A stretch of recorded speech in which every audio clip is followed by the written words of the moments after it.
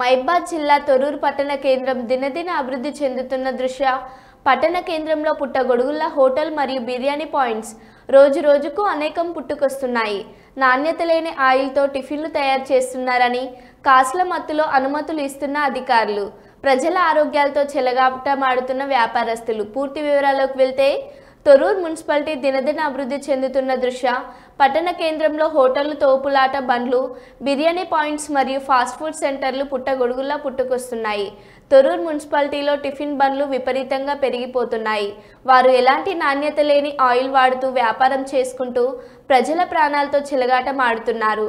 Hotel యాజమాన్యం వారు వాడిన నూనెనే మళ్ళీ వాడుతూ తన ఇష్టానుసారంగా వివరిస్తున్నారు.